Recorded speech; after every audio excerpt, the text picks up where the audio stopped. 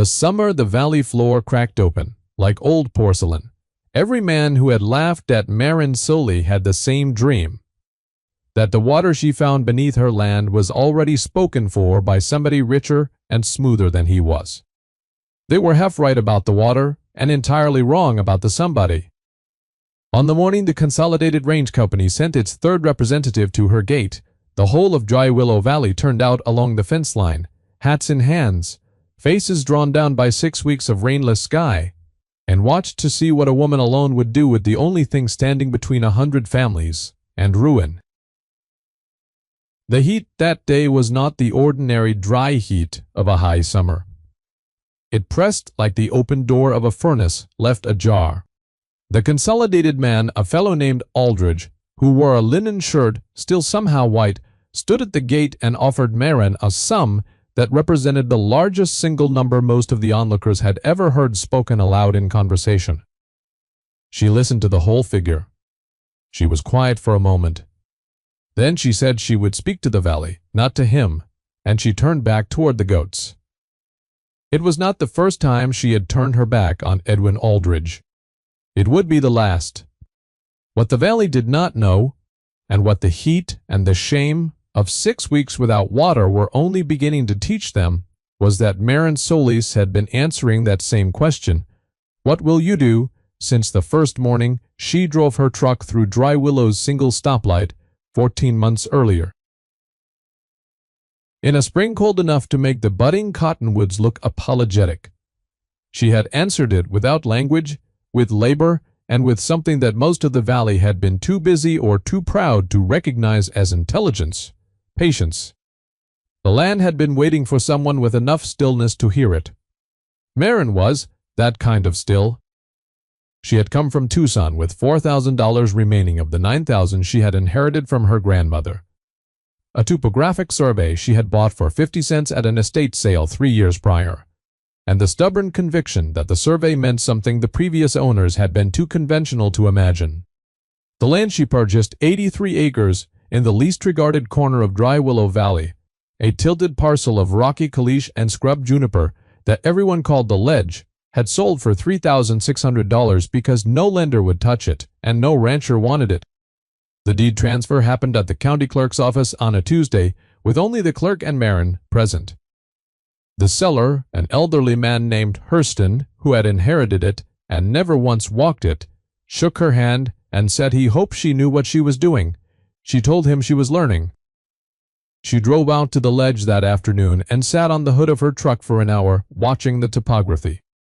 The land tilted toward a shelf of fractured limestone that the survey had labeled, in faint penciled notation, as a possible seep zone, historic. No water had been visible there in anyone's living memory. The notation had been made in 1931 by a surveyor named Espinosa, who had apparently been ignored. Marin ate the sandwich she had packed, drank her water, and drove to the sale barn outside of town, where she had arranged by phone to look at an outgoing lot before the regular Tuesday auction. The lot was 180 boar cross does and 3 bucks, aged out of a collapsed commercial breeding operation, thin and rangy and of wildly mixed quality, with ear tags that had partially come loose and a general air of having been somewhere better that they could no longer quite remember. The livestock auctioneer, a man called Fendler, who had a way of making his voice carry pity and amusement in the same syllable, introduced the lot to the small room of buyers as the saddest herd in 4 counties and offered them at $11 a head for the lot. Marin raised her paddle. Nobody else moved. Fendler looked at her with the kind of expression a man wears when he is trying to decide whether someone is brave or simply uninformed, and when no second bid came, he dropped his gavel and said, "Sold." And there was a sound in the room that was not quite laughter, but was close enough to carry. She paid for the goats $1,980 for the lot, plus a $30 loading fee, and she wrote it in the small brown notebook she kept in her shirt pocket. The arithmetic of what remained was not comforting. She had $1,990 left, a half tank of diesel, and 83 acres of rock and juniper, and a penciled notation from 1931. She loaded the goats herself, with the help of a boy who worked the chutes and said nothing, and drove them to the ledge as the sun went low and orange over the western ridge. The next morning, Dry Willow got its first look at Marin Solis and her goats when she drove through town for fence staples and a 50-pound sack of loose mineral. She heard the commentary from two men outside the co-op, delivered loudly and without any effort to lower their voices. One of them said someone had paid cash for the ledge and filled it with culls and was already looking to go broke. And the other one said he supposed that was one way to burn through an inheritance, and they were still talking when she carried her staples to the truck and drove back out. She wrote none of that in her notebook. It was the kind of account that kept its own record. The first 3 months on the ledge were an education in how wrong she had been about the things she thought she knew, and how right she had been about the one thing that mattered. She had kept goats as a girl, a small handful of brush clearers on her grandmother's quarter-acre in Tucson, but she had never managed a herd of 180 on terrain that demanded she understand drainage, browse cycles, and supplemental feed rotations all at once. Well, she strung 2 miles of woven wire fence alone, one post at a time, hauling the equipment by hand up grades that punished her every morning. She lost 3 dozen the first month to what the vet, a lean young woman named Celestine, who drove out from the county seat without complaint, diagnosed as a combination of exhaustion and a copper deficiency in the soil. Marin added it to her notebook. The notebook grew dense. She did the arithmetic every Sunday night by lantern light. Her costs ran to $60 a week in mineral and hay supplement and diesel for her generator. Her income was zero. She had sold nothing. She told herself she was inside the time a thing takes before it becomes itself, and she was not sure she believed it, but she said it the way her grandmother had said grace, not because you were certain of the answer, but because the act of saying it was its own kind of discipline. The ledge was hard and strange and beautiful in a way that required you to be quiet to see it. The goats, for their part, seemed to understand the land more quickly than she did. They fanned out along the limestone shelf each morning with a purposefulness that she began, very slowly, to track. It was in the 6th week that she first noticed where the oldest and most deliberate doe in the herd, a heavy-shouldered animal she had not yet named because she was resisting the impulse, consistently led the others in the last hour of daylight. The doe, whose ear tag read 44, moved to the same lower depression on the limestone shelf each evening and stood there. She did not browse. She simply stood, with her broad face lowered, and breathed. Marin watched her for 4 evenings before she climbed down to the depression herself. The rock there was a different temperature. There was no surface moisture, no visible seep.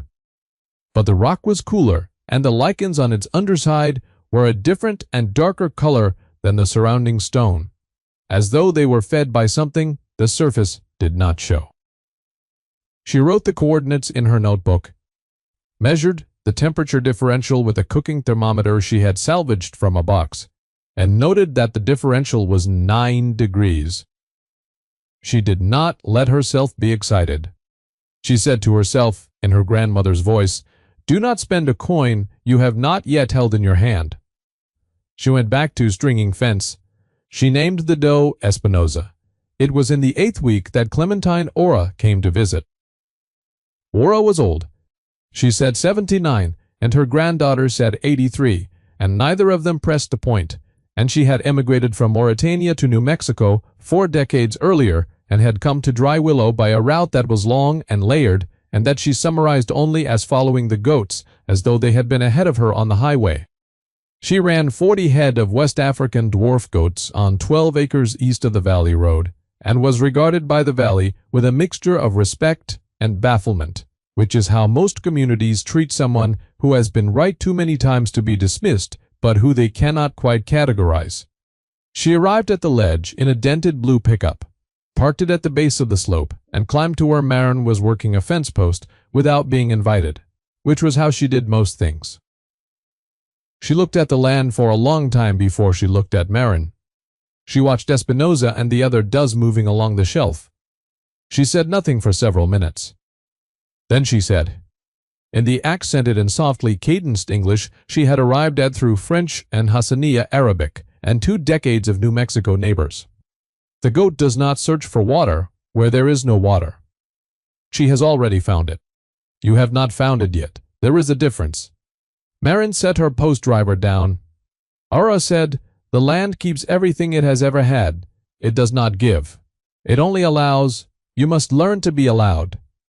She looked at Marin carefully and said, you have been thinking like a driller. Think instead like a root.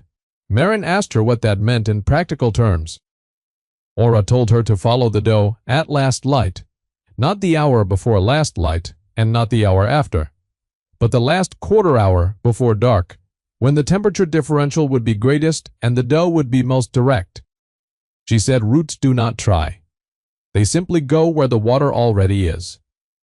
Marin followed Ara's instruction for 3 evenings. On the 3rd evening, Espinosa led the group to a different point on the shelf, one Marin had not previously marked, and stood with her nose nearly touching a vertical crack in the limestone face that was no wider than 2 fingers. Marin put her own palm against the crack. The air moving from it was 20 degrees cooler than the evening air. It smelled of deep earth and mineral and something ancient and clean. She sat on the limestone and thought for a long time. She was not excited. She was something quieter than excited. She wrote in her notebook, possible fracture access. Seep below. Temperature differential. 20 degrees. Espinosa, certain. It took her 4 weekends of careful hand-boring with equipment she could not really afford to rent, following the fracture line downward to the limestone before she struck water. It was not a gusher or a dramatic event. It was a slow and steady darkening of the drill bit's return, a scent of mineral water rising through the bore, and then, at 19 feet, a flow rate that her borrowed gauge measured at 40 gallons per minute. She sat on the rock and was quiet for a while. She thought of Espinosa. She thought of the surveyor Espinosa, dead these many decades, who had written possible seep zone in pencil in 1931 and been ignored. She wrote in her notebook, quote, 40 GPM confirmed. Do not spend a coin you have not yet held in your hand. Beneath that, she wrote a different kind of arithmetic. The future kind. The kind that frightened her with its size. She capped the well temporarily, said nothing to anyone, and went about her business as though nothing had changed on the ledge. She let the town go on pitying her. She let it go on laughing, which it did with diminishing energy but no less frequency, particularly after the spring auction at Fendler's barn, where a rancher named Beaumont, who ran the largest conventional cattle operation in the valley on irrigated perennial grass, made a show of offering to buy her goats for $12 a head so she could cut her losses and go home.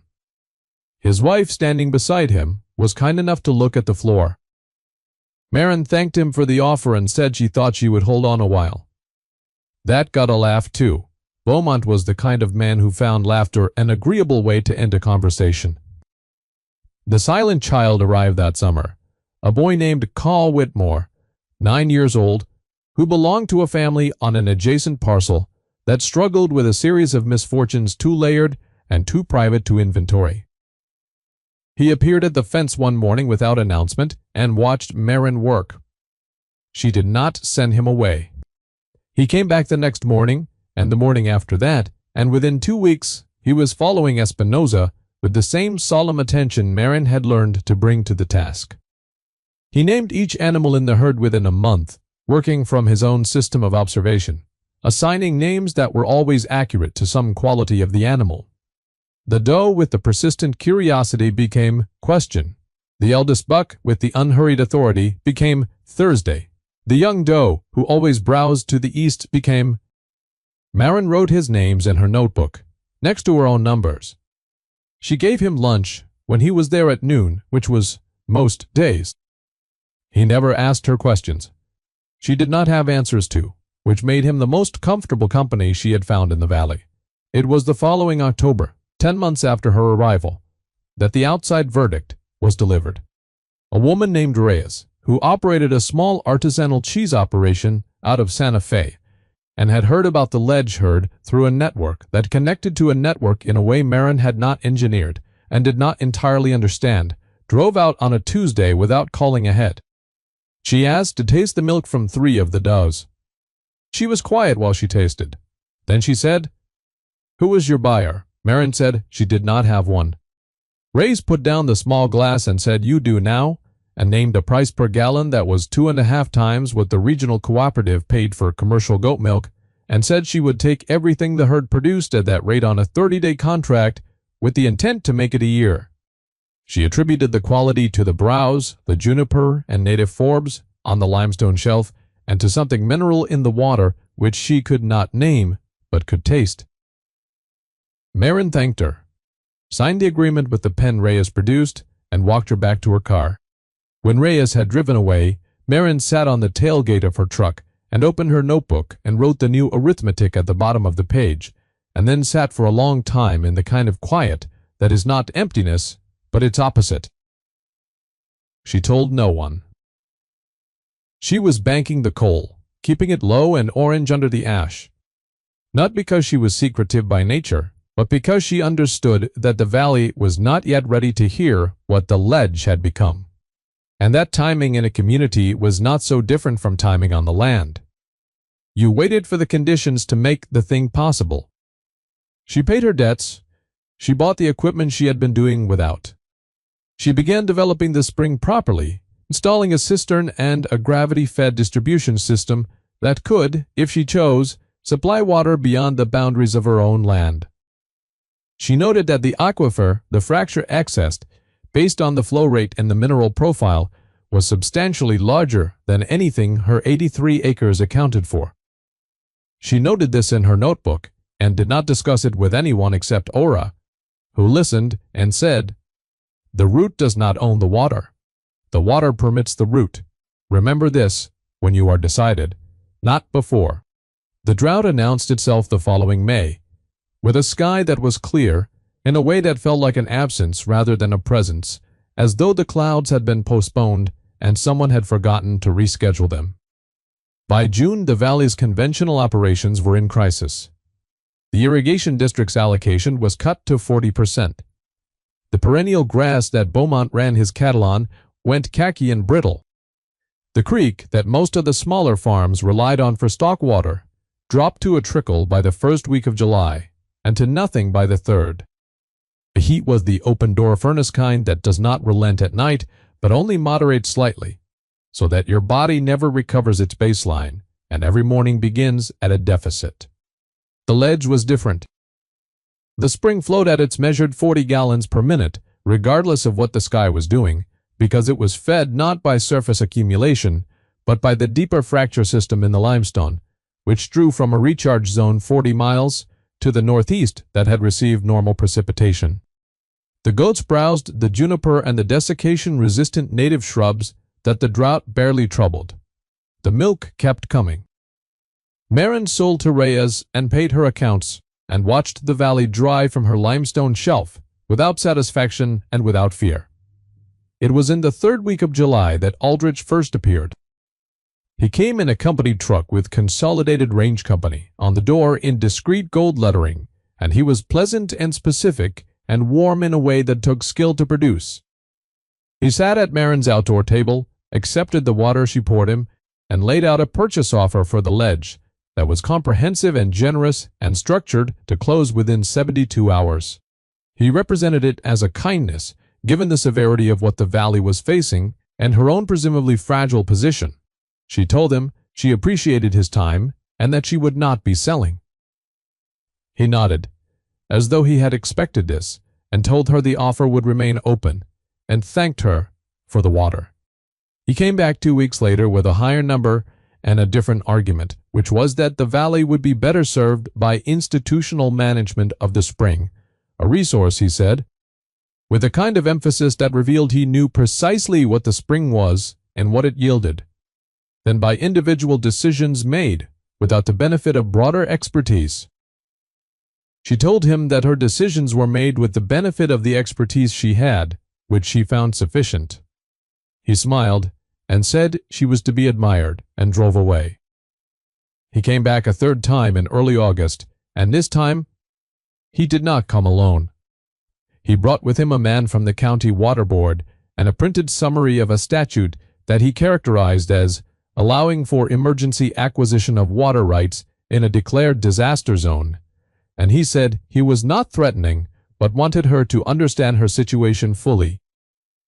He said he had filed a preliminary application on behalf of Consolidated Range Company with the State Engineer's Office for appropriation of the spring's output under emergency provisions, and that a determination could be made within 60 days. He named the flow rate, the well depth, and the mineral profile. He named them precisely. He named them exactly as they appeared in Marin's notebook, which she had never shared with anyone except Aura. And she had not shared those numbers with Aura, only the general fact of the water. She was quiet for a moment, and then she said, "Those are interesting numbers, Mr. Aldrich. Did you get them yourself?" He said there were public records on file, which was not an answer. She thanked him for coming, and said she would be at the county seat in the morning. Cal was sitting on the fence post 20 feet away, as he often was in the early evening. He had heard the numbers. He looked at Marin when Aldridge's truck had gone and said, "He knew the depth?"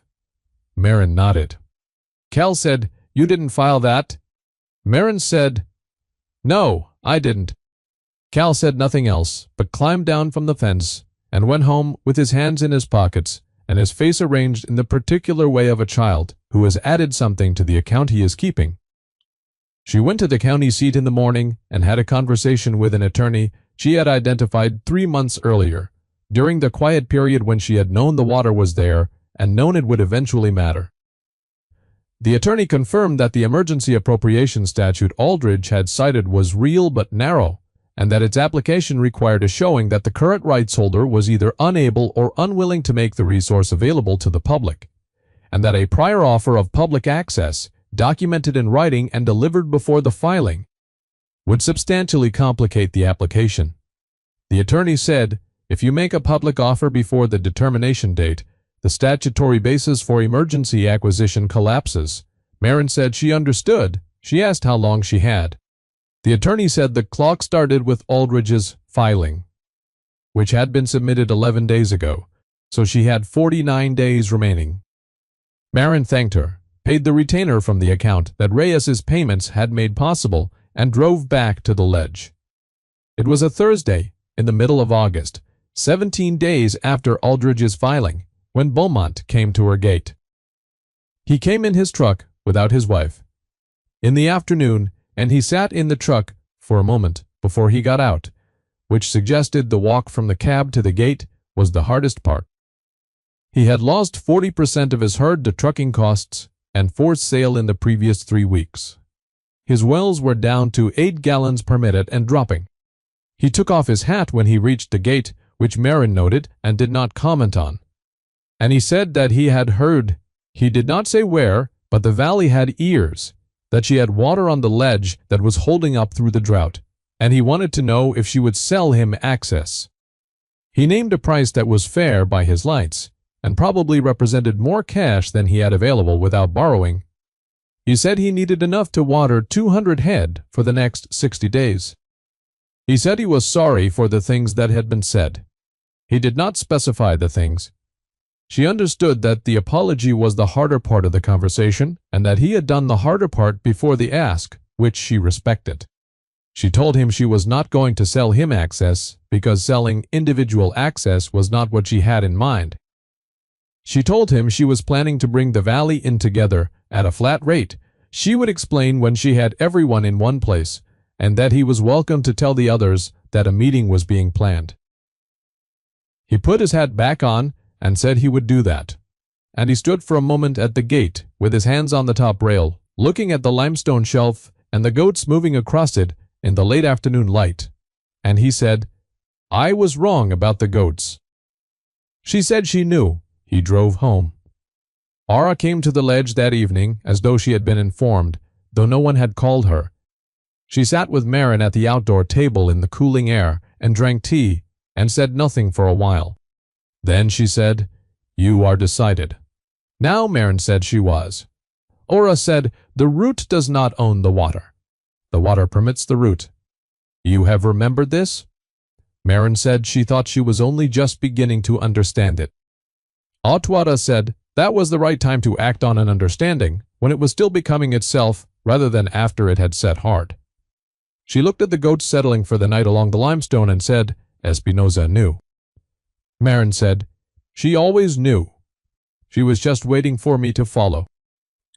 The meeting was on a Saturday at the end of August, at the Dry Willow Grange Hall, which was the largest enclosed space in the valley, and which was full for the first time in recent memory, with folding chairs borrowed from 2 churches and still not enough seats. Marin had sent word through Beaumont and through Cal's family, and through the network that found its way into every corner of the valley within 3 days. She had also written by certified mail to Aldridge and to the Consolidated Range Company's regional office, notifying them of the meeting, which she described as a public forum on water access, open to all interested parties. She was not required to do this. She did it anyway because she wanted Aldridge in the room. He was there in his linen shirt standing at the back with the water board representative. He looked comfortable, which was how he was trained to look. Marin stood at the front of the room without notes. Cal sat in the second row with his mother, who had come in a dress she did not often have occasion to wear.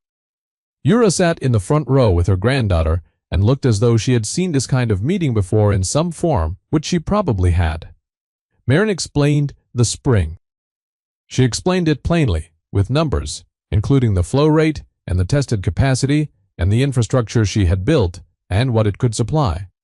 She explained that she was proposing to open water access to every agricultural operation in the valley at a rate of $1 per animal per month for the duration of the drought emergency, which she characterized not as a price for the water, but as a contribution toward the labor and maintenance the distribution required, because the water itself was not hers to sell.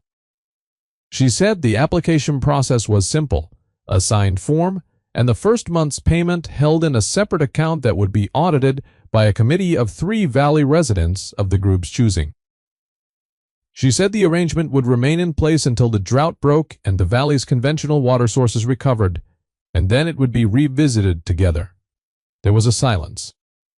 Then Aldridge spoke from the back, and his voice was smooth and confident and calibrated to carry authority, and he said that he wanted to note for the record that Consolidated Range Company had a pending application before the state engineer that the group should be aware of before committing to any arrangement because the legal picture was complex, and that Consolidated had the capital and the infrastructure expertise to manage this resource at a regional scale that would benefit not only Dry Willow Valley, but the adjacent communities. He said that Ms. Solis's proposal, while admirable in spirit, reflected the limitations of individual management, and that the community deserved professional stewardship of a resource this significant. He said the flow rate of 40 gallons per minute at 19 feet depth, with the measured mineral profile, was something that deserved serious institutional attention. He said all this in a voice that had been made for rooms like this one. Marin let him finish. Then she said, Mr. Aldridge, you mentioned the depth and the flow rate and the mineral profile. Could you tell the group where you got those figures? He said there were records on file. She said there were no public records of that well. She said she had not filed any. She said the only written record of those numbers that existed outside her own notebook was in a report that had been commissioned by Consolidated Range Company, which would have required a physical assessment of her property without her knowledge or consent, and that she had a date-stamped photograph of a bore site on the edge of her property, adjacent to the boundary with the county easement, that she had discovered in June and had not understood at the time. She said she understood it. Now she said she was not making an accusation in this room. She said she was noting a fact, and that the fact was available. To the state engineer's office, to the county attorney, and to the water board representative who is standing next to Mr. Plyke. Aldridge right now, and who might want to consider whether his presence in this room constituted a conflict of interest given the pending application. The water board representative stepped sideways away from Aldridge, which was not a formal legal act, but was nevertheless a verdict of a kind. Aldrich's composure held for a moment and then reorganized itself into something harder and less warm. He said the company would be pursuing its rights through the proper channels. She said she was confident of that. He left the room, and the water board representative left with him, though 2 feet further to the left than when he had entered. The room was very quiet for a moment. Then a woman near the back said, $1 a head, she said. Marin said, yes. The woman said, and you're not taking anything for the water itself? Marin said, I don't own it. I found it. There's a difference. There was another quiet, a different quality of quiet, the kind that has something being reconsidered in it. Beaumont stood up from his folding chair, and he stood for a moment without saying anything, and then he said, I'll take the form. That broke something open in the room, and 20 people moved at once. Cal sat in his chair and watched, with his hands folded in his lap, and his face showing the particular satisfaction of someone who had known an outcome before it arrived. Wara did not move toward the forms. She waited until the room had thinned, and then she came to Marin and stood beside her and said nothing for a while. Then she said, the root does not own the water. The water permits the root. She put one hand briefly on Marin's arm. She said, you were permitted. Marin said she thought she was only beginning to understand what that meant. Aura said, yes. That is why you will stay. The consolidated application was withdrawn 6 weeks later, after the county attorney opened an inquiry into the unauthorized bore site, and a regional journalist wrote a piece that was read beyond the valley's boundaries. No charges were filed, which was the kind of outcome that satisfies almost no one and nevertheless constitutes a form of justice. The drought broke in October, in the way droughts sometimes break, not gradually but all at once, with 3 days of rain that came in off the west with the kind of authority that makes you understand why old peoples prayed. The creek came back. The irrigation district restored its full allocation. The valley's conventional operations began their slow recovery. The spring on the ledge continued to flow at 40 gallons per minute, because aquifers are not interested in what happened above them. The water access arrangement continued to the winter by the community's own vote at a reduced rate, because several of the smaller operations had not recovered enough to adjust upward, and because Marin had proposed the reduction herself. The committee of 3 that managed the account reported at the January meeting that the fund had covered all maintenance costs and produced a surplus of $412, which Marin proposed be applied to repairs on the Grange Hall roof, which had been failing for 2 years. Nobody voted against it. The herd grew, not in the frantic way of something overextended, but in the steady way of something, living inside its appropriate conditions.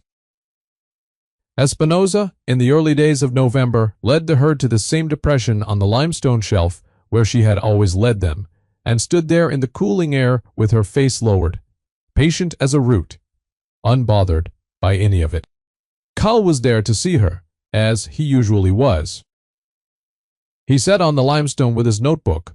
He had taken to carrying one, and wrote her name at the top of the page, and then sat quietly and watched the herd settle for the evening, and the light go thin and golden over the ridge.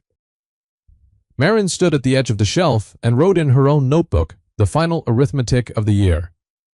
183 does.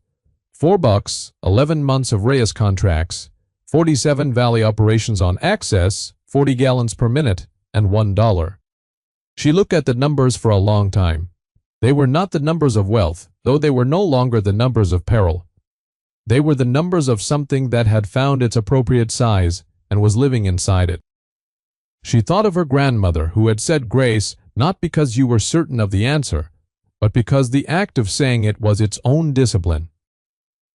She thought of Espinosa, the doe, and Espinosa, the surveyor, and the penciled notation from 1931 and the 93 years it had taken for someone to follow the instruction. She thought of Ara's voice, soft and accented and exact. The land keeps everything it has ever had. It does not give. It only allows. You must learn to be allowed. She closed the notebook. She closed the notebook. The valley below was darkening, its lights coming on one by one in the early evening. The lights of families who had water for their stock and hay in their barns, and who had, in the way of communities that have been frightened and have recovered, grown slightly more careful and slightly more curious about their neighbors than they had been before the summer. Not transformed, because communities do not transform in a season, but adjusted the way a plant adjusts toward available light, toward the conditions that make continuation possible. Espinosa moved along the shelf with her unhurried authority, and the herd moved with her, as it always did. And the limestone held the warmth of the long day in the particular way of limestone, slowly, and for a long time, and the fracture in the rock breathed its cool and mineral breath upward into the evening air, as it had been doing since long before anyone put a name to this valley or drew its boundaries on a map or wrote a penciled notation in a survey book in 1931. The water had always been there. It had been permitting the right route for a very long time. It had simply been waiting, the way things that are certain of themselves can afford to wait, for someone quiet enough and patient enough and still enough to hear it. Maren walked back to the house as the last light left the ridge. She put her notebook on the table, put the kettle on, and sat in the chair by the window that looked out over the ledge. And she was home in the way that takes a year and back-breaking labor and a penciled notation and a doe with an old surveyor's name and an elder woman's aphorism and a child with a notebook and an underground river and one hard season to earn, and is thereafter simply where you are, as natural and as settled, as a root in limestone, as water finding its way down. Alors, si jamais, n'hésitez pas, si jamais vous entendez un bruit de fond derrière moi, genre tondeuse ou quoi, vous me le dites, c'est que j'ai la fenêtre ouverte. Et dans ces cas-là, je fermerai la fenêtre.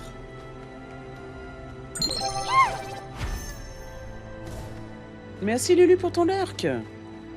Ah là, qu'est-ce qui se passe? Attendez. Hello les copains, petit lurk depuis le bureau avant la réunion, j'espère que vous, ça va. Merci, merci ma Lulu, comment tu vas? Ouais, j'ai trouvé, mais dès le départ, sans la faire avancer. Sans la faire avancer, j'ai trouvé qu'elle était déjà très bien, Diane, sans monter le perso.